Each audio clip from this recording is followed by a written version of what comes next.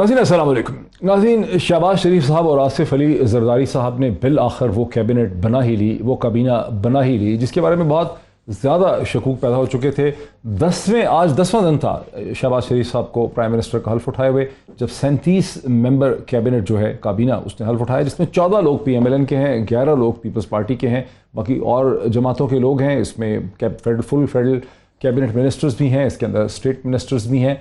और ये एक बहुत बड़ी कामयाबी है इस नई आने वाली हुकूमत की, बिकॉज एक बहुत गैर यकीनी की सूरत हाल थी। मजाक बन रहा था कि 10 दिन गुजरने को हैं और अभी तक शहबाज शरीफ साहब अपनी कैबिनेट जो है नहीं बना सके। कानूनी माहिरीन का ये भी कहना था कि सुप्रीम कोर्ट ऑफ पाकिस्तान का मुस्तफ़ा इम्पैक्ट्स केस जो 2013-14 का है, उसकी रोशनी में अब तक शहबाज शरीफ साहब ने जितने इकदाम किए हैं उन्हें कोई आइनी और कानूनी तहफ़्फ़ुज़ हासिल नहीं है। अब काबीना की मीटिंग शुरू हो गई हैं और यूं opposition leader former prime minister of Pakistan जनाब इमरान खान की हिकमत अमली के लिए एक नया चैलेंज खड़ा हो गया, बिकॉज अब एक सियासी ढांचा, एक कॉन्ट्रैप्शन, एक चीज़ बन चुकी है और उस चीज़ को उन्हें काउंटर करना पड़ेगा। और इसका मतलब है कि इस काबीना के बनने के बाद हुकूमत का अपना एक मोमेंटम होगा। ये तो एक डेवलपमेंट है और भी बहुत सी चीज़ें आपको दिखाऊंगा। दूसरी एक बहुत इंटरेस्टिंग डेवलपमेंट वो है कि बिलावल जरदारी भुट्टो साहब, जिन्होंने ये मान लिया है रिलेक्टेंटली पाकिस्तान पे उन्होंने बहुत मेहरबानी की, उन्होंने कहा कि वो वज़ीर ख़ारजा बनने के लिए तैयार हो जाएंगे, लेकिन शर्त रखती साथ। उन्होंने कहा कि इस कैबिनेट में एक शर्त पे मैं आऊँगा कि कैबिनेट के अंदर अली वज़ीर और मोहसिन बिलावल को भी इंक्लूड किया जाए। इस वक्त बिलावल भुट्टो लंदन ट्रैवल कर रहे हैं, जहाँ वो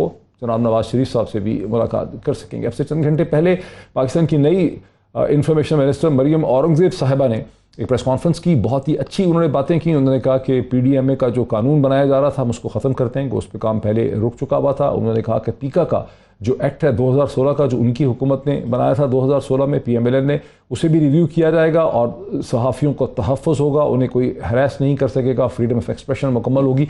लेकिन फिर अगले ही सांस में उन्होंने ये कहा कि ट्विटर के ऊपर जो लोग ट्रेंड रन कर रहे हैं इदारों के ख़िलाफ़, हमारी हुकूमत के ख़िलाफ़ जो जाली ट्रेंड हैं उसमें बॉट्स यूज़ किए जा रहे हैं, इनके ख़िलाफ़ FIA को हुक्म दे दिया गया है कि FIA इनको अरेस्ट करे, इनके ख़िलाफ़ कार्रवाई करे। ये एक बहुत बड़ा इंटरेस्टिंग तज़ाद था, इस पर भी हम बात करेंगे। मुझे ज्वाइन कर सकेंगे अली मोहम्मद खान साहब, पहले स्टेट मिनिस्टर रह चुके हैं इंटीरियर के, पार्लियामेंट्री अफेयर्स के, हमारे साथ हैं। अली मोहम्मद खान साहब तहरीक इंसाफ से उनका ताल्लुक़ है, सीनियर रहनुमा हैं। अवैस तौहीद साहब पाकिस्तान के इंतहाई prominent journalist and political analyst हैं, कई टेलीविजन चैनल्स को हेड कर चुके हैं, बैनुल अक़वामी मीडिया में भी बहुत लिखा।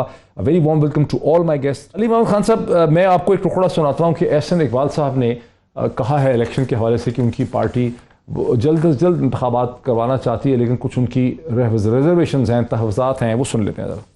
We are all committed to elections। मुल्क का जो मुस्तकिल हाल है वो इलेक्शन है, लेकिन उसके रास्ते में दो रुकावटें हैं। एक, इलेक्शन कमीशन ने नई हल्का बंदी करनी है, ये आईनी ज़रूरत है, उसके लिए उन्हें 6 से 7 माह का अरसा दरकार है। दूसरी तरफ जैसे मैंने कहा कि हमें इलेक्टोरल रिफॉर्म्स के ऊपर काम करना है, चूँकि हम नहीं चाहते कि पाकिस्तान में एक और मुतनाज़ इलेक्शन हो जिससे कि हम नई इंस्टेबिलिटी में चले जाएँ। तो जो ही ये दोनों चीज़ें मुकम्मल होंगी, उसके बाद फिर जब भी हुकूमत समझेगी कि मुनासिब वक्त है, उसके लिए इंतखाब हो सकता है। एहसन इकबाल साहब PMLN के सीनियर रहनुमा है, एक बार फिर प्लानिंग मिनिस्टर बन चुके हैं। उनका कहना यह है कि उनकी पार्टी फौरी तौर पर इंतखाबात चाहती है, लेकिन रास्ते में कुछ टेक्निकल या कानूनी रुकावटें हैं। एक तो इलेक्शन कमीशन ऑफ पाकिस्तान को डिलिमिटेशन करनी है, हल्का बंदियाँ करनी है, और दूसरा ये है कि उनको इलेक्टोरल रिफॉर्म करनी है, और इलेक्टोरल रिफॉर्म के बाद इलेक्शन जो है वो बेमानी हो जाएगा। अली मोहम्मद खान साहब, इस पे आपका क्या रद्द अमल है? बहुत शुक्रिया मोहित साहब। रहमत सल्लल्लाहु अलैहि वसल्लम मुबारक अला सय्यिदना मुहम्मद।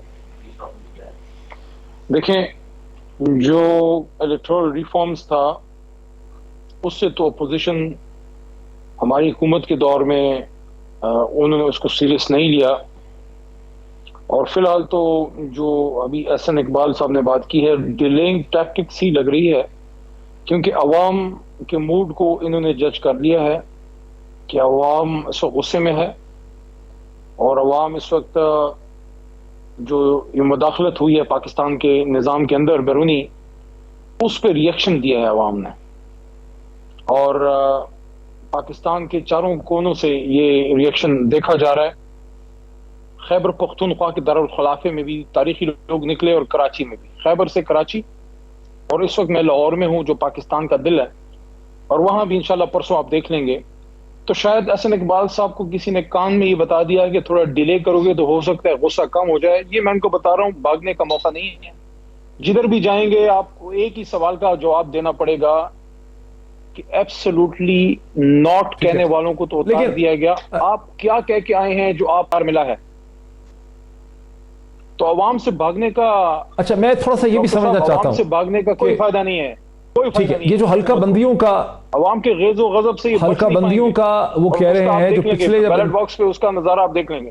میں چونکہ آپ پارلیمنٹیرین ہیں، آپ چونکہ پارلیمنٹیرین ہیں خان صاحب، آپ نے الیکشن لڑا ہے، جن حلقہ بندیوں کی طرف احسن اقبال اشارہ کر رہے ہیں، حلقہ بندیاں تو سینسس ہوا تھا 2018 کے انتخابات سے پہلے، اس کے بعد فریش سینسس تو اس طرح سے ہوا نہیں ہے، تو حلقہ بندیاں تو ہو گئی تھیں، جو حلقہ بندیاں پروویژنل تھیں ان کو افیکٹ دے دیا گیا تھا.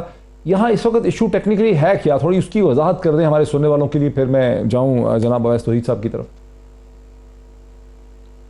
ہمیں ٹیکنیکلی تو ایک ایشو ہے اور وہ ہے پولیٹیکل، اور وہ اس وقت جو ہے وارہ نہیں کھاتا نا، ان کو عوام کے پاس جانا وارہ نہیں کھاتا، کیونکہ یا غیر سے مانگے تانگے کا اقتدار لیں گے یا عوام کو آپ جو ہے سامنا کریں گے. عوام کا سامنا کرنے کے لیے آپ کو اپنی ضمیر کی آواز پہ لبیک کرنا چاہیے. ضمیر کی آواز پہ لبیک ہی کیا نہیں سکے. ایک رجیم چینج کی سازش ہوئی پاکستان کی حکومت اور ریاست کے خلاف، اور اس میں جانتے ہوئے یا نہ جانتے ہوئے انہوں نے اپنا حصہ ڈالا ہے، لیکن انشاءاللہ قوم جو ہے وہ جواب دے دے گی، ان کو جواب دے گی. ایک ہی راستہ ہے، آئیں بائیں شائیں نہ کریں، الیکشن کا اعلان کریں. بیلٹ باکس کی آپ بڑا ووٹ کو عزت دینے کی بات کرتے تھے، احسن اقبال صاحب کی جماعت آئیں، ووٹ کو عزت دیتے ہیں، عوام سے فیصلہ کرا لیتے ہیں. ٹھیک ہے. اچھا اویس توحید صاحب، میں آپ کی طرف آتا ہوں. ابھی تک میرے خیال رانا صاحب نے مجھے جوائن نہیں کیا، رانا تنویر حسین صاحب نے. جناب اویس توحید صاحب، یہ جو الیکٹورل ریفارم ہے، ہماری انڈرسٹینڈنگ یہ ہے، جو ہم دیکھ رہے ہیں سن رہے ہیں، ہمارا کنکلوژن یہ ہے کہ در حقیقت جو الیکٹرانک ووٹنگ مشین کے قانون کو تبدیل کرنا چاہتے ہیں، اس سے بھی بڑھ کے، کیونکہ الیکٹرانک ووٹنگ مشینز تو ہیں ہی نہیں، ابھی آ ہی نہیں سکتی 4-6 لاکھ، جو اوورسیز پاکستانیز کو سپریم کورٹ آف پاکستان نے ووٹ کا حق دیا ہے، کچھ ایسی تبدیلیاں کرنا چاہتے ہیں الیکشن کمیشن کی مدد سے تاکہ اوورسیز پاکستانیز افیکٹولی طور پہ ووٹ نہ ڈال سکے. آپ کی کیا انڈرسٹینڈنگ ہے اور کیا وجہ ہے کہ یہ جماعتیں جو حکومت بنا رہی ہیں یہ اوورسیز پاکستانیز کے ووٹ سے گھبراتی ہیں؟ شکریہ ڈاکٹر مجید صاحب. اس میں تو کوئی دو رائے نہیں ہے کہ اوورسیز پاکستانیز کے اندر ایک بہت بھاری تعداد جو ہے وہ سپورٹ کرتی ہے سابق وزیر اعظم عمران خان صاحب کو، اور بہت زیادہ سپورٹ ہے، اور وہ تو اس میں کوئی میرے خیال میں اختلاف رائے، مجھے تو کم از کم اختلاف نہیں ہے اس بات سے. دوسرا کہ یہ الیکشن جو ہے وہ جلدی کرائیں گے یا دیر میں کرائیں گے، میں سمجھتا ہوں ڈاکٹر مجید صاحب کہ جو خواجہ آصف صاحب نے اسمبلی فلور پہ جو بیان دیا ہے، اور جو مولانا فضل الرحمان صاحب نے اسمبلی فلور کے باہر بیان دیا ہے کہ جلد سے جلد الیکشن ہوں گے، میں ایسا نہیں سمجھتا. اس میں نواز شریف صاحب جو لندن میں ہیں، مولانا فضل الرحمان صاحب، آصف علی زرداری صاحب اور شہباز شریف صاحب، یہ ایک لمبے عرصے کے لیے ہیں، 1 سال کم از کم اس کے عرصے کے لیے ہیں. نون لیگ اور شہباز شریف صاحب چاہتے ہیں کہ نومبر کے اندر آرمی چیف کی جو سربراہی کی تعیناتی ہے وہ ان کی حکومت میں ہو، اور جو انہوں نے ووٹ کو عزت دو یا سویلین سپریمیسی یا پھر گجرانوالہ میں جو حاضر سروس جرنیلوں کو جو الزام لگائے تھے اس کا ازالہ ہو سکے، اور ایک مفاہمت کا ایک راہ ہموار ہو سکے اسٹیبلشمنٹ کے ساتھ. دوسری بات یہ کہ شہباز شریف صاحب کبھی بھی نہیں چاہیں گے ان کی حکومت 4-6 مہینے چلے. عمران خان صاحب کی حکومت کو بدلنا یا گرانا یہ تھا اپوزیشن اتحاد کا ون لائنر. ان کو اسپیس ملی اکتوبر کے اندر جب عمران خان صاحب کے اسٹیبلشمنٹ کے ساتھ انہوں نے دیکھا کہ ایک اسپیس ہے، خلیج ہے، ISI کی سربراہی کی تعیناتی کا جو قضیہ تھا یا تنازع تھا، ایک وہ بات تھی. اس سے پہلے کئی معاملات تھے، اس بحث میں نہیں جاتے. لیکن مجھے یہ لگتا ہے ڈاکٹر صاحب کہ اس وقت یہ بھاری بھرکم جو کابینہ ہے اس کی وجہ مجھے تو نظر نہیں آتی، اور نہ یہ 4-6 مہینے کے لیے 39 لوگوں کی کابینہ میرے خیال میں بنانی چاہیے تھی، نہ بننی چاہیے تھی. اس کے اندر کچھ بہت اچھے لوگ ہیں اور اس میں کوئی دو رائے نہیں ہے. لیکن دیکھیے جو شہباز شریف صاحب کے ساتھ مسئلہ ہے، ایک تو یہ کہ کابینہ سب سے پہلے میرے خیال میں ایک بڑا اہم فیصلہ کرنا ہے اس کو کہ جو نیشنل سیکیورٹی کمیٹی کی پارلیمانی کمیٹی کی جو میٹنگ ہے وہ کال کریں گے، جس میں حساس اداروں کے سربراہان آئیں گے. اور یہ بات میں آپ کو پتہ ہے کہ میں بہت ہی سنبھل کے بات کر رہا ہوتا ہوں، لیکن یہ بات میں ذمہ دار ذرائع کے بات کر رہا ہوں کہ یہ سازش کا نہ پہلے ذکر تھا نیشنل سیکیورٹی کمیٹی کی میٹنگ کے اندر، نہ آئندہ ہوگا. اور لکھ کے جو ذمہ دار حلقوں نے جو نوٹس دیے ہیں اس کے اندر بھی نہیں ہے. جہاں تک سازش کا لفظ نہیں تھا سر، وہاں بلیٹرنٹ انٹرفیرنس لکھا ہوا ہے. وہاں کہا گیا کہ یہ بلیٹرنٹ انٹرفیرنس ہے، بالکل ان ایکسیپٹیبل ہے، بلیٹرنٹ انٹرفیرنس ہے، اس کے اوپر ڈیمارشے جو ہے. ڈاکٹر صاحب بالکل آپ صحیح کہہ رہے ہیں. میں یہ کہہ رہا ہوں کہ اس کے اندر بڑا مشکل ہوگا کہ اس بیانیے کو وہ لوگوں کے اٹریکٹ کر رہے ہیں. خان صاحب کی ایک کیرزمیٹک پرسنالٹی ہے، ایک مقناطیسیت ہے، میسو ریلیز کر رہے ہیں، میٹنگز کر رہے ہیں، لیکن خان صاحب زیر زمین یا لیٹنٹ یا انڈر لائن ایک ٹینشن چل رہی ہے عدلیہ سے اور اسٹیبلشمنٹ سے، اور وہ کہیں تصادم کی راستہ اختیار نہ کرے. وہاں پہ خان صاحب کو آگے کس طرح چلانا ہے، کیونکہ ماضی میں انہوں نے اسٹیبلشمنٹ کے ساتھ بہت اچھا ورکنگ ریلیشن شپ رکھا ہے، انپریسیڈنٹڈ ان کی انڈرسٹینڈنگ رہی ہے. تو آگے چل کے صرف یہ کہنا کہ نہیں ہم اداروں کو کچھ نہیں کہہ رہے، نہیں.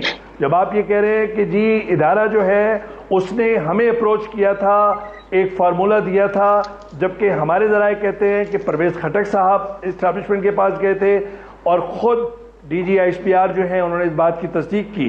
تو یہ بات ظاہری بات ہے کہ اس میں تضاد کرنا، آگے ایک ٹینشن آئے گی، رفٹ آئے گی. خود چیف جسٹس سپریم کورٹ علی محمد خان صاحب دیکھیں کہ خان صاحب علی محمد خان صاحب باقی چیزیں تو الگ سے ہیں، باقی چیزیں تو اور ہیں، لیکن اویس توحید صاحب کا انالیسس یہ ہے کہ اتنی بڑی جو کیبنٹ بن گئی ہے 37 ممبران کی، جس میں ساری جماعتیں آ گئی ہیں، یہ کوئی 3 مہینے کے لیے نہیں بنی ہے. یہ کہنے کی بات ہے، اور یہاں پر اب شہباز شریف صاحب کم از کم 1 سال سوا سال جو ہے وہ بیٹھنا چاہیں گے. It also make sense. Shahbaz Sharif صاحب 70 برس کے ہونے کو آ گئے ہیں، اور وہ پہلی دفعہ پرائم منسٹر بنے ہیں. بہت دیر سے 20 سال سے بننا چاہتے تھے پرائم منسٹر، تو پہلی دفعہ پرائم منسٹر بنے. اب وہ ظاہر ہے کیوں جانا چاہیں گے، اور زرداری صاحب کو جو سیٹیں مل گئی ہیں 12 ٹوٹل وہاں پر، وہ بھی کیوں چھوڑنا چاہیں گے اپنی 11-12 سیٹیں؟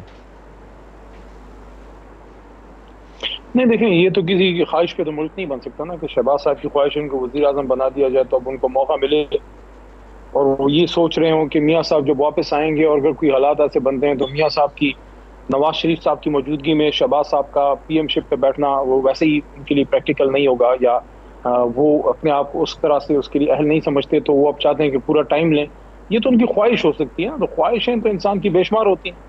خواہشیں تو ان کی یہ بھی ہیں کہ لوگ ان کو ایماندار سمجھیں، خواہشیں ان کی یہ بھی ہیں کہ لوگ سمجھیں کہ یہ جینوئن مینڈیٹ سے اور عوام کی طاقت سے ہیں. خواہش ان کی یہ بھی ہے کہ کوئی ان کو یہ نہ کہے کہ رجیم چینج کی سازش کے ذریعے جو ہے یہ رجیم امپورٹڈ گورنمنٹ بٹھائی گئی ہے. یہ تو بہت سی خواہشیں ہو سکتی ہیں، لیکن ایک خواہش تو اللہ کی بھی ہے نا، جو عوام کے دلوں سے وہ پھر وہ رائج ہوتی ہے، جمہور کا جو فیصلہ ہوتا ہے. آپ کیا سمجھتے ہیں ڈاکٹر محیط پیرزادہ صاحب، یہ کراچی میں جو لاکھوں لوگ نکلے ہیں، پشاور میں نکلے ہیں اور ابھی لاہور میں نکلنے والے ہیں، ہم بوجھ نہیں رکھتے؟ یہ جو کروڑوں لوگ عمران خان صاحب کے پیچھے کھڑے ہیں، کیوں کھڑے ہیں؟ یہ اس وجہ سے کھڑے ہیں کہ ان کے عمران خان صاحب کی شخصیت سے بہت محبت ہے، کوئی ان کے سیر میں گرفتار ہے؟ نہیں، وہ سٹینڈ لے لیا ہے عمران خان صاحب نے ملک پہ. سٹینڈ یہ لیا ہے کہ میرے اسلام آباد کے پاکستان کے فیصلے اسلام آباد میں ہوں گے، کوئی مجھے باہر سے تڑی نہیں لگائے گا. اب یہ 2 لائنز کھنچ گئی ہیں، ایک لائن کھنچ گئی ہے، جو ہے 2 طرف لوگ جمع ہو گئے ہیں. ایک طرف وہ لوگ ہیں جو سمجھتے ہیں کہ پاکستان کے فیصلے ہم خود خود لیے، اپنے ملک کی سالمیت کے لیے، استحکام کے لیے ہم نے اپنی ساورنٹی جو ہے وہ گروی نہیں رکھنی. کچھ لوگ ایسے کہتے ہیں نہیں سر ہم ابھی تھوڑے کمزور ہیں، we are beggars, we are not choosers. So doctor Muhit Pirzada صاحب، پاکستانی قوم نے تو فیصلہ کر لیا ہے کہ وہ کمزور ضرور ہوں گے لیکن وہ بیکاری نہیں ہے. انہوں نے اپنی غیرت، اپنی حمیت جو ہے وہ گروی نہیں رکھی. تو ابھی یہ الیکشن فورس ہونے والا ہے، جلد یا بدیر ابھی آپ دیکھ لیں گے، زیادہ دیری نہیں کر سکتے. اس وقت یہ جو ایک عجیب سی کمبینیشن بنے گی، لوگ اس کو عجیب عجیب نام دیتے ہیں، میں وہ نام تو نہیں دوں گا، لیکن میں یہ کہوں گا کہ یہ بہت ہی زیادہ ایک ان نیچرل الائنس ہے، ہائیبرڈ سے بھی کوئی زیادہ، کوئی الٹرا ہائیبرڈ رجیم ہے، جس میں ان سب لوگوں کو اکٹھا کر کے بٹھا دیا گیا ہے جن پہ خود کے بے شمار جو ہے کرپشن کے کیسز ہیں. اس وقت آپ کا وزیر اعظم اور پاکستان کے آبادی کے لحاظ سے سب سے بڑے کا وزیر اعلیٰ وہ آن بیل ہیں. उनकी इंडक्टमेंट होने वाली थी, उन पे करप्शन के बड़े बड़े चार्जेस लगे हैं। दोनों जमानत पे। बिल्कुल सही कह रहे हैं। ब्रेक में ले लूं, आप एक प्रोफेशनल मैं आदमी हैं, क्या जी सर मैं ब्रेक ले लूं। मेरा इस्तदलाल ये था कि अब चूंकि काबीना बन गई है, इसलिए तहरीक इंसाफ और इमरान खान साहब के लिए जो चैलेंज है वो बढ़ गया है। लेकिन तहरीक इंसाफ का भी इस्तदलाल ये है, इनका आर्गूमेंट ये है कि बहुत देर तक इलेक्शंस को रोका नहीं जा सकता। जो हुकूमत बनी है ये एक अननेचुरल अलायंस है। इस पर मजीद बात करते हैं एक ब्रेक के बाद। अवैस वेलकम बैक नाज़रीन, मैं सीधे चलता हूँ अवैस तौहीद साहब की तरफ। अवैस तौहीद साहब, एक इंटरेस्टिंग चीज़ ये भी हुई कि अब से चंद घंटे पहले जो नई इन्फॉर्मेशन मिनिस्टर हैं जनाब मरियम औरंगज़ेब साहिबा, उन्होंने एक प्रेस कॉन्फ्रेंस की। उस प्रेस कॉन्फ्रेंस में उन्होंने बहुत अच्छी बातें की। उन्होंने कहा कि मीडिया के ऊपर मीडिया को मुकम्मल आज़ादी होगी, कोई जर्नलिस्ट को, सहाफ़ियों को हैरेस नहीं कर सकेगा, कोई उनके घरों का रुख इख्तियार नहीं कर सकेगा। उन्होंने ये भी कहा कि मीडिया डेवलपमेंट अथॉरिटी जो थी उसका सारा काम जो है रोक दिया गया है। उन्होंने कहा कि पीका का जो एक्ट है 2016 का, उसको हम रिव्यू करेंगे, सब कुछ उन्होंने कहा। लेकिन उसके बाद फिर उन्होंने ये भी कहा कि सोशल मीडिया पे जो लोग ट्रेंड चला रहे हैं, बॉट्स इस्तेमाल कर रहे हैं, हम उनके खिलाफ FIA को यूज़ करेंगे, उनके खिलाफ बड़ी सख्त कार्रवाई की जाएगी। तो मुझे परेशानी ये हो रही है कि एक तजाद है एक तरफ से वो, क्योंकि सोशल मीडिया में मीडिया में क्या कोई अब हम डिफ्रेंशिएशन कर सकते हैं? जी देखिए डॉक्टर मोइज साहब, बात ये कि जो नून लीग का जो पास्ट रिकॉर्ड है उसी के अंदर पीका ऑर्डिनेंस की बुनियाद डाली गई अनुशे रहमान जब थी नवाज शरीफ साहब के दौर में, और जब भी हमने मुखालफत की थी। और उसके बाद इमरान खान साहब फवाद चौधरी साहब के कहने पे या फरूक नसीम साहब के कहने पे जो भी उन्होंने ड्राफ्ट किया, हमने उसकी भी मुखालफत की और इमरान खान साहब उसको सपोर्ट करते रहे। और वो FIA को उन्होंने पुलिस के सारे पावर्स दे दिए थे, वो भी गलत था। और हम ये वेलकम करते हैं, ये मैं जर्नलिस्ट बिरादरी की तरफ से कह रहा हूँ, हमारी एक स्ट्रगल है मुशर्रफ साहब के दौर में भी और मुंतखब हुकूमतों के दौर में भी। अपोजिशन में इनका पॉइंट ऑफ व्यू कुछ और होता है, इक़्तिदार में कुछ और होता है। और हम उम्मीद करते हैं कि मरियम औरंगज़ेब साहिबा ने जो बात की है, या जो शहबाज शरीफ साहब का ये नून लीग का ये दौर है या मखलूत हुकूमत का, वो पास करेंगे सारी अक़दार की कि जो आज़ादी इजहार पे कसगन ना लगे और उसमें कोई डिस्क्रिमिनेशन ना हो। ये सोशल मीडिया के ऊपर जो भी कोई कर रहा है उसको छानबीन करके ये ना लगे कि ये इंतकामी कार्रवाइयाँ हैं। तो बहुत एहतियात से ये काम करना होगा। और मैं समझता हूँ कि हम आने वाले दिनों के अंदर ये जांचने की कोशिश करेंगे कि क्या जो इनके ऐलान, जिसको हम खैर मकदम कह रहे हैं आज आपके प्लेटफॉर्म पे, उस पर ये अमल उसी तरह कह रहे हैं जिस तरह इनके अल्फाज हैं। तो मैं उम्मीद करता हूँ डॉक्टर साहब कि ये हो, क्योंकि आपने देखा है कि रियासती अनासर, गैर रियासती अनासर, 9/11 के बाद 125 हमारे साथियों का शहीद होना, कुर्बानी देना, सिक्योरिटी फोर्सेस के जवानों का शहीद होना, कुर्बानी देना, वो सब हमें याद है। और हम अब भी समझते हैं कि न्यूज़ रूम्स का या फील्ड के अंदर इतनी पोलराइज एनवायरनमेंट है, इतना फिक्र की बुनियाद पे इतनी तफरीक हो गई है, गहरी लाइनें हो गई हैं कि या तो आप हमारे दुश्मन हैं या आप हमारे दोस्त हैं। उसकी बुनियाद पे जो ख़ास तौर पे मेरे आपके लिए नहीं, लेकिन जो जर्नलिस्ट फील्ड के अंदर जा रहे हैं उनके लिए बहुत ज़्यादा खतरात है। और मैं उम्मीद करता हूँ कि हमारे मैं ये सोच रहा था हुकूमती इदारे भी अपने इक़दार का पास करें। अवैस वहीद साहब, मेरा एक काउंटर क्वेश्चन है आपसे, मैं चाह रहा हूँ कि इसको लोग सुन सकें। मेरा इस्तदलाल ये है कि वो जो अंग्रेज़ी डेमोक्रेसी में, अमेरिकन डेमोक्रेसी में कहते हैं कि स्टिक्स एंड स्टोन्स में break my bones but words can never hurt me. यानी यहाँ पर तो मैरियत में एक शहरी को 4 सियासतदानों ने उसकी ठुकाई कर दी, जो कुर्सी से उठा के अपनी बीवी बच्चों के साथ बैठा हुआ था एक 5 स्टार होटल के अंदर, तो उसको वेलकम कर दिया दूसरी सियासी जमात ने। अताउल्लाह तारड़ साहब ने उसके बारे में कहा कि जो भी गो नवाज गो करेगा उसके साथ मैरियत वाला हशर होगा, किसी ने उसको कंडेम नहीं किया। तो जो वर्बल एब्यूज़ है या कोई किसी को क्रिटिसाइज़ करता है उसके ऊपर यहाँ पर फिजिकल असॉल्ट हो जाती है। और दूसरी तरफ हम ये कह रहे हैं कि ट्विटर के ऊपर जो ट्रेंड है उसके ऊपर हम कानूनी क्रिमिनल कार्रवाई करेंगे। मुझे ये अजीब व गरीब 21वीं सदी नहीं लग रही, मुझे तो ये 19वीं सदी लग रही है। नहीं, देखिए ये तज़ाद है, बिल्कुल है। जो बुज़ुर्ग जो फुटेज हमने देखी उसके अंदर जो मुस्तफ़ा खोकर साहब थे और नदीम अफजल चंद साहब नज़र आए थे और एक और साहब थे सियासतदान, देखिए हाथ उठाना, तशद्दुद करना, नदीम अफजल चंद थे, तो इसकी तो ये इतनी मजम्मत करी जाए जी। देखिए वो मजम्मत करना जितनी भी हो वो कम है, लेकिन جو پولرائز انوائرمنٹ ہے وہ ہماری ساری سیاسی جماعتیں شامل ہیں، چاہے تحریک انصاف ہو، چاہے نون لیگ ہو، چاہے اور فرقہ وارانہ جماعتیں ہوں، یہ بتدریج بڑھ رہا ہے۔ جمائمہ صاحبہ کی جو سابقہ اہلیہ عمران خان صاحب کی، ان کے گھر پہ گھیراؤ کرنا یا مظاہرہ کرنا، یا پھر ان کے خلاف عابد شیر علی صاحب کا ٹویٹر پہ بیان دینا، یہ انتہائی قابل مذمت ہے، افسوس کا مقام ہے۔ اور ہم یہ سمجھتے ہیں کہ سارے سیاسی قائدین، چاہے عمران خان صاحب ہوں، چاہے شریف برادران ہوں، چاہے زرداری صاحب ہوں، سب مل کے ان کو یہ فیصلہ کرنا ہے کہ آپ نے اس معاشرے کے اندر آپ اتنی پولرائز انوائرمنٹ کر دیں گے جس کے بعد ایک گھٹن ہوگی، اور جب جگ ہسائی ہوگی کس طرح کے امیجز جا رہے ہیں۔ تو میں سمجھتا ہوں اس کے اندر سب پر الزام لگتا ہے۔ بالکل صحیح کہہ رہے ہیں علی محمد خان صاحب، لیکن چاہے نون لیگ ہو، چاہے کوئی بھی جماعت ہو، چاہے پی ٹی آئی ہو، ہم تو ہاں علی محمد خان صاحب، پرابلم یہ ہے کہ جب آپ کی جماعت تھی، آپ کو پروگریسو سمجھا گیا، فارورڈ لوکنگ سمجھا گیا، آپ نے پیکا کا ایک آرڈیننس نکال دیا، پتہ نہیں کہاں سے آپ کو آتے ہیں مضامین خیال سے، آپ نے بھی ایک مطلب سوشل میڈیا کو کنٹین کرنے کے لیے ایک ریگریسو قانون آپ لے کر آئے۔ اب یہ حکومت جو ہے، پہلے آپ کسی اور کے خلاف لا رہے تھے، اب یہ آپ کے لوگوں کے اور ایکٹیوسٹ کے خلاف لا رہے ہیں، آپ نے غلطی کی، یہ بھی غلطی کرے، کس کو ہم اخلاقی طور پہ برا سمجھیں؟ کیسے ہم فیصلہ کریں کہ کون اچھا ہے کون برا ہے؟ دیکھیں، ان کی جو روایات ہیں وہ تو ہمیں پتہ ہے جس طریقے سے انہوں نے ماضی میں کیا ہے۔ تحریک انصاف کے ساتھ تو جنرل جو وقت سپورٹر ہے وہ تو کرپشن اور اسٹیٹس کو کے خلاف کھڑا ہوا۔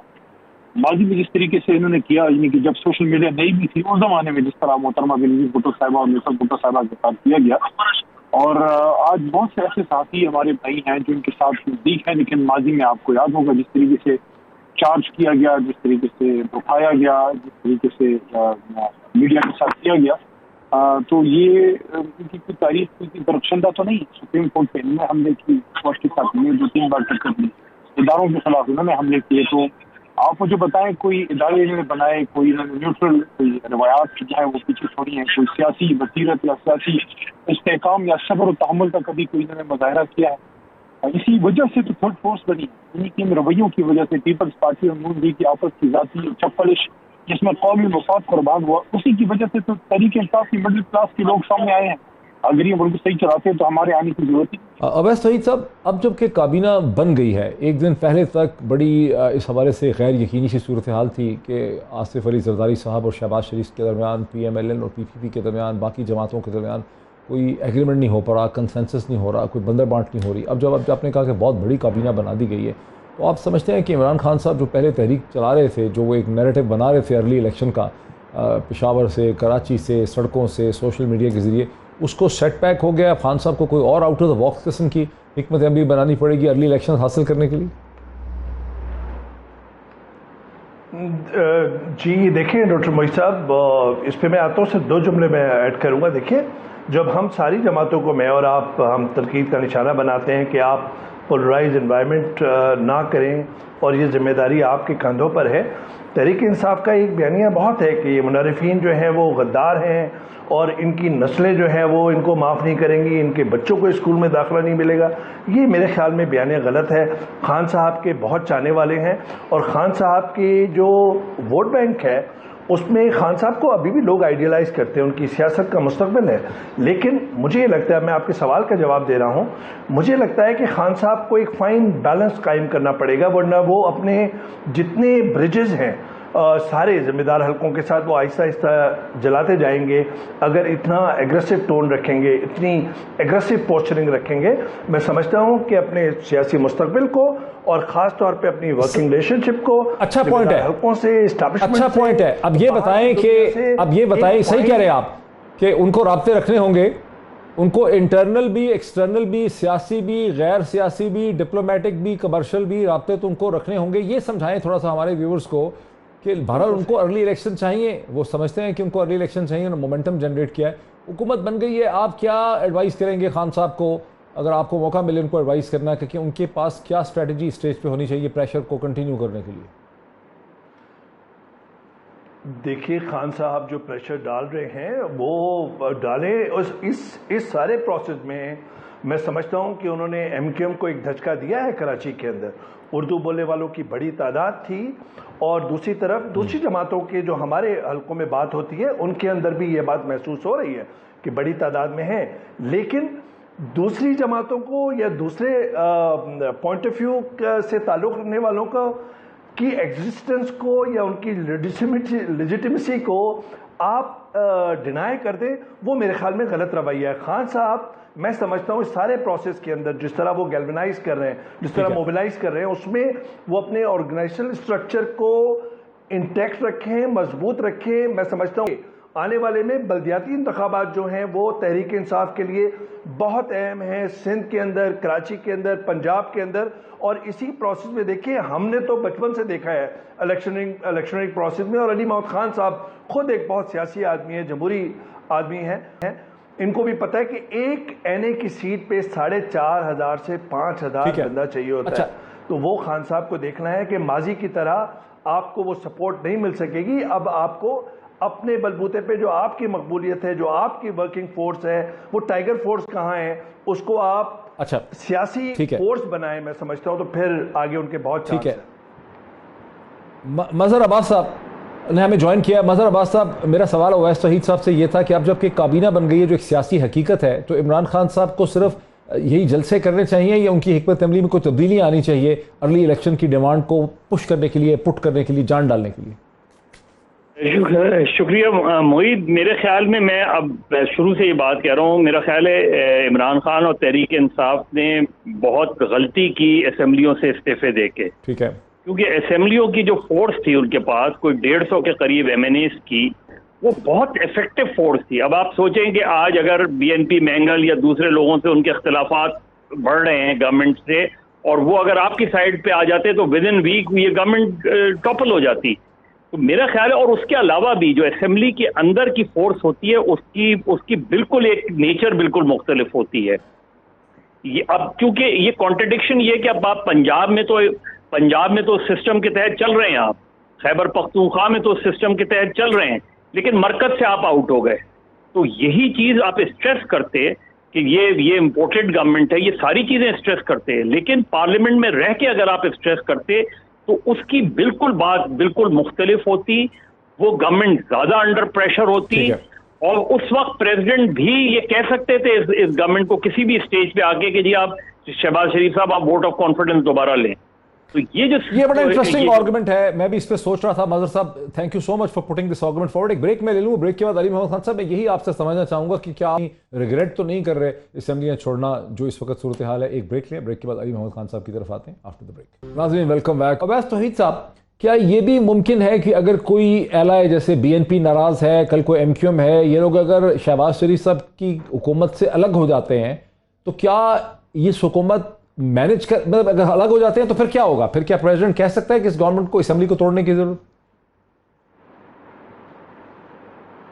देखिए, ये तो बिल्कुल बारीक धागे की तरह लटकी हुई है, लेकिन चूंकि यहाँ पे घा किस्म के तजर्बेकार सियासतदान हैं पीछे, तो वो इस पोजीशन पे शायद ना आने दें। और लगता है ऐसा है जो हवा के रुख हैं उसमें ये पोजीशन सही है, मैं मानता हूँ आपकी बात, क्योंकि खुद, लेकिन मैंने कहा अगर कोई साजिश हो ही जाए, नहीं मैं कहता हूँ साजिश हो जाए कोई, मैं और आप मिलके कोई साजिश कर लेते हैं और एमक्यूएम अलग हो जाती है 7 लोगों के साथ, तो फिर तो गवर्नमेंट के पास नंबर नहीं देंगे, फिर प्रेसिडेंट हटा सकता है, असेंबली डिसॉल्व कर सकता है। जी देखिए, मुझे लगता है कि वो अगर ये कह दें कि वोट ऑफ कॉन्फिडेंस आप ले लीजिए, बात ख़त्म हो जाएगी। शहबाज शरीफ साहब वोट ऑफ कॉन्फिडेंस कैसे ले सकते हैं? उसके अंदर 172 तो फिर नहीं अचीव कर सकेंगे। लेकिन मुझे लगता है कि इस वक्त जो भरपूर कोशिश हो रही है, जो मेरी इत्तला है, वो ये कि सदर जरदारी साहब जो हैं और उनके साथ जो और लोग हैं, वो कोशिश ये करें कि मुआवजे की, जो बहुत एक मुश्किल और पेचीदा मसला है कि सदर का मुआवजा करना या इम्पीच करना, क्योंकि 2/3 मेजॉरिटी नहीं है, लेकिन सदर आरिफ अलवी साहब को उनकी पोजीशन से हटाना या एक कंपेल करना, उसके अंदर सदर जरदारी, जो साबिक सदर जरदारी साहब हैं, उन्होंने सरदार अख्तर मैंगल से भी सपोर्ट मांगने की कोशिश की है, और जो ख्वाहिश रखते हैं दिल में मौलाना फजल रहमान साहब, उनसे भी मुलाकात की है कि आपकी जमात भी मुझे सपोर्ट करे। और जो बिलावल भुट्टो साहब लंदन गए हैं, मुझे ये लगता है कि असल में पाकिस्तान पीपल्स पार्टी का जो मसला है वो है फ्यूचर इलेक्शंस के अंदर सीट एडजस्टमेंट करना, कि पंजाब से 10 से 15 सीटें लेना, जो बहुत मुश्किल होगा कि पीपल्स पार्टी ये अचीव कर सके। اصل میں مسئلہ یہ ایک دو وزارتوں کا یا جماعتوں کو وزارتیں دینے کا نہیں ہے. بلاول صاحب جو گئے ہیں مجھے لگتا ہے یا میرے ذرائع یہ کہتے ہیں کہ اصل مسئلہ مستقبل کا ہے.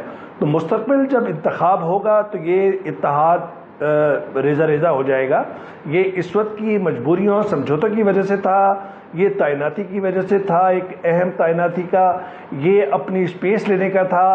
اگر عمران خان صاحب اپنے کارڈ صحیح کھیلتے تو اس وقت اپوزیشن کو یہ لگ رہا تھا, یہ خطرہ تھا یا خدشہ تھا کہ یہ معاملہ 2028 تک طول ہو کر جائے گا. میں سمجھتا ہوں کہ کہیں نہ کہیں خان صاحب نے سیاسی غلطی کی, پارلیمان سے استعفے دے کے اور کچھ بریجز برن کر کے, اور اپنا جو ایگریسو بیانیہ ہے اس میں بھی کہیں نہ کہیں کوئی ناراضگی مول لی ہے خان صاحب. ٹھیک ہے, مظہر عباس صاحب چند منٹ رہتے ہیں.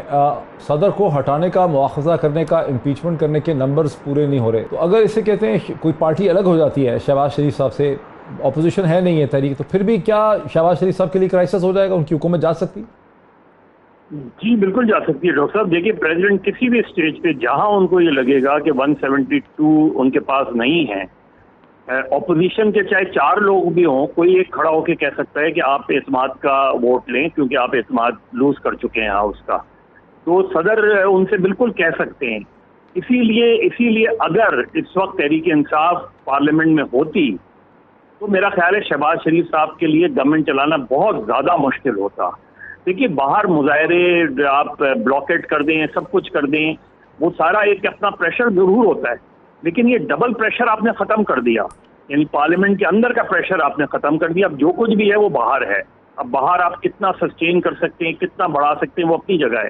لیکن اگر یہ پارلیمنٹ کے اندر ہوتے, خیبر پختونخوا میں ان کی گورنمنٹ ہوتی, پنجاب میں اتنی تگڑی اپوزیشن یا گورنمنٹ بن جائے, جو بھی کسی بھی صورت میں بعد میں بھی بن سکتی تھی, وہ سارا جو پریشر تھا وہ جو ہوتا اور باہر کا پریشر ہوتا اور اندر کا پریشر ہوتا تو گورنمنٹ کا چلنا بہت مشکل ہو جاتا. اب نسبتاً اس کے مقابلے میں آج نسبتاً ان کا چلنا زیادہ آسان ہے آج سے چند ہفتے پہلے کے مقابلے میں. اچھا, فائنلی مجھے قائرہ صاحب نے بھی جوائن کر لیا. قائرہ صاحب بہت چکا جوائن کرنے کا چند ہی منٹ ہیں. صدر جو ہیں ان کو ہٹانا چاہتی ہے آپ کی جماعت بھی, آصف علی زرداری صاحب بھی, نون بھی ہٹانا چاہتے ہیں, نمبر آپ کے پاس پورے نہیں ہیں. کیا حکمت عملی ہو سکتی ہے صدر عارف علوی کو گھر بھیجنے کے لیے؟ ڈاکٹر صاحب پہلی بات تو یہ ہے کہ حکمت عملی تو صرف ایک ہی ہے کہ ان کو جو لیگلی یا کانسٹیٹیوشنلی ہٹانے کا طریقہ ہے وہ اڈاپٹ کیا جائے. لیکن وہ ہمیں کوئی جلدی نہیں, ہمیں کوئی ایسا ایشو نہیں ہے ان سے. پہلا نمبر تو اب یہ ہے کہ اب تو گورنمنٹ کی اسموتھ فنکشننگ کے لیے ان کو چلے جانا ان کا ضروری ہوگا. اس لیے کہ اگر صدر مملکت بہانہ بازی پہ اثر آئے اور وہ اپنی آئینی ذمہ داری کی ادا کرنے پہ اعتراض برتے اور ان کا رویہ بھی وہی ہو کہ میں اپوزیشن سے ہاتھ نہیں ملاؤں گا. اب تو یہ صورتحال ہو گئی کہ صدر مملکت کا آفس بنیادی طور پہ حکومت کی اپوزیشن بن کے بیٹھ گیا کہ وہ ان سے ہاتھ نہیں ملائیں گے, وہ ان سے حلف نہیں لیں گے. تو ایسی صورت میں جب پارلیمان کا ایک حصہ یعنی صدر پارلیمنٹ کا حصہ ہوتا ہے, صدر قومی اسمبلی اور سینٹ جو ہے یہ تینوں کمپوننٹ مل کے پارلیمنٹ بنتی ہے, تو پارلیمنٹ کا ایک بڑا حصہ ایک قائمی آفس اگر حکومت کی اپوزیشن بن کے بیٹھ جائے تو پھر تو حکومت کی فنکشننگ پرابلم میں آ جاتی ہے. ان سے توقع نہیں تھی. وہ پی ٹی آئی کا ایک بہتر فیس اور ایک سلجھا ہوا فیس تھے, لیکن انہوں نے جس طریقے کار کا مظاہرہ کیا ہے, اب ان کو کیسے ہٹایا جا سکتا ہے آئین اور قانون کے اندر رہتے ہوئے, اب اپوزیشن کے پاس اس کے علاوہ چارہ نہیں ہے. ہلو, تو قاری صاحب کیا اس کی وجہ یہ ہو سکتی ہے کہ صدر اور تحریک انصاف یہ محسوس کرتے ہیں کہ جس طرح سے ان کی حکومت کو ہٹایا گیا وہ بھی طریقہ بہت عجیب و غریب تھا, اس وجہ سے یہ رد عمل ہو رہا ہے؟ ڈاکٹر صاحب کیا ان کی حکومت کو کسی نے دھکا دے کے گرایا؟ کیا ان کے خلاف کوئی فیصلہ آگے گرایا؟ کیا ان کو کسی ایمرجنسی پلس کی صورت میں ہٹایا ہے, یا ایک آئینی طریقہ کار سے اس ایوان سے جس کی اکثریت کے بل بوتے پہ وہ وزیر اعظم اور ان کی حکومت تھی, اس ایوان کی اکثریت نے وہ ان کو وہاں سے فارغ کیا ہے, اور جو ان کا گلا تھا, اعتراض تھا, یا وہ ایک جواز بناتے تھے کہ جی ہمارے بندے بک گئے, نوٹ خرید لیے گئے, فلان ہو گیا, میرے خلاف پیسے چل گئے, ان بندوں کے تو ووٹ نہیں آئے. ان کے ووٹوں کے بغیر ہی ان کے اتحادیوں نے ان کو چھوڑ دیا. اب وہ اتحادیوں پہ بھی الزام لگائیں کہ انہوں نے بھی پیسے دے دیے یا وہ بھی امریکہ کے کہنے پہ چلے گئے تو اور بات ہے. لیکن یہ بات بڑی واضح ہے کہ خان صاحب کی حکومت کو آئینی طریقہ کار کے مطابق ہٹایا گیا، اس کو یہ انٹرپریٹ کرنا کسی صورت مناسب نہیں ہے. ان کی انٹرپریٹیشن اپنی جگہ ہو، لیکن جو آفیسرز ہیں ان نے تو اپنی جگہ فنکشن کرنا ہے. کیا آپ اپنی ذاتی ایک پرسنل اسسمنٹ یا اپنے پرسنل پولیٹیکل ایجنڈا کی بنیاد پہ آپ پوری ریاست کو تعطل کا شکار کر دیں گے؟ کیا اس حکومت کو پاکستان کے باقی سارے ادارے ایک لیجیٹیمیٹ گورنمنٹ نہیں مان رہے؟ تو how come president of Pakistan کہ میں ان کو لیجیٹیمیٹ نہیں مانتا؟ علی پتہ نہیں پریزیڈنٹ نے یہ کہا کہ اچھا مجھے آخری سوال بتائیں کہ جو علی وزیر اور محسن داوڑ کو کیبنٹ میں شامل کرنے کی کنڈیشن رکھ دی ہے بلاول زرداری بھٹو صاحب نے، یہ کتنی ریئلسٹک خواہش لگ رہی ہے آپ کو؟ پہلی گزارش یہ ہے کہ بلاول صاحب کی طرف سے شرائط نہیں ہے. دوسری گزارش یہ ہے کہ آپ کی ذاتی انٹرپریٹیشن ہو سکتی ہے، ان کی شرط نہیں ہے.